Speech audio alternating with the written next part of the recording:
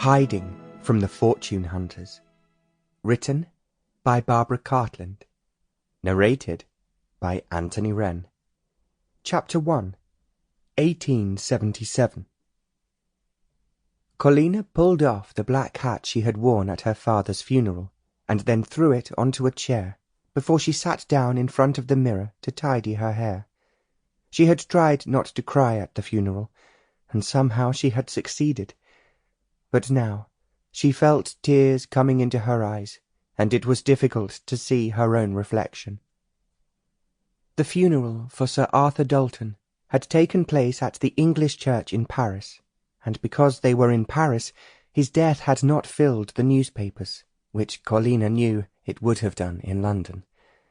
Sir Arthur had made himself one of the richest and most acclaimed men in the whole country, and because he was so shrewd as well as lucky, he had become one of the wealthiest men of the times. Colena knew that his death would be headlines in almost every English newspaper. It was because of this that she had deliberately had him buried very quickly after his death. Only his relatives and close friends were aware that he was no longer with them. It was 3 years ago that Sir Arthur, on one of his trips abroad, from which he usually came back richer than he was already, had caught a strange and frightening fever, which developed into a disease that had affected his whole body. Because he had been in Paris when it had occurred, Colena had not returned to England, but stayed so that she could see her father every day, and she had been told by the doctors that it was only a question of time before he was back on his feet. He was, in fact, only 65 when he died. It was something no one expected or anticipated. Colena herself had been dreadfully shocked when she had called to see her father after his afternoon rest, to be told that he had died in his sleep. "But you were so sure," she had said to the doctors, "that he would recover from this dreadful oriental disease which had lingered on and on. I did not believe that it would kill him." The tears had come into her eyes at the last words.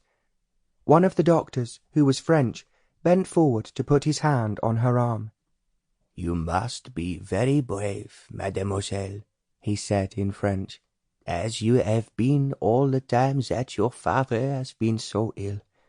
To be absolutely frank with you, none of us had the slightest idea that it would eventually kill him." "You have been so kind, doctor," Colena sighed. "But I too thought that he would be back to being as energetic and clever as he had always been." There was nothing more that the doctor could say. She had gone back to the house that her father had bought in Paris, which was just off the Champs-Élysées. Her cousin Elizabeth had been waiting there for her, and she knew as soon as she saw her that something terrible had happened. Colena had rushed forward and thrown her arms around her cousin. "Papa is dead," she sobbed, "and they were so sure that he would get well." She was weeping copiously, and there was nothing her cousin could do but hold her closely. "You have to be brave," she told her, "as your dear father must have been brave when your mother died. You are the only person who I have left," Colena wailed. "Now I feel all alone in the world, and there is no point in thinking that there is anything for me to do." Elizabeth thought this to be true, but was too wise to say so. She merely comforted Colena as best she could. When she became calmer and stopped crying, they started to plan what they would do. "I don't want to stay in Paris," Colena said. "It will always remind me of Papa, and how he enjoyed taking me to the sights when he was not busy." "You are not the only person who will miss him," Elizabeth replied.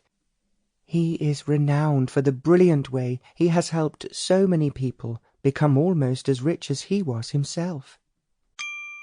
Sample complete. Ready to continue?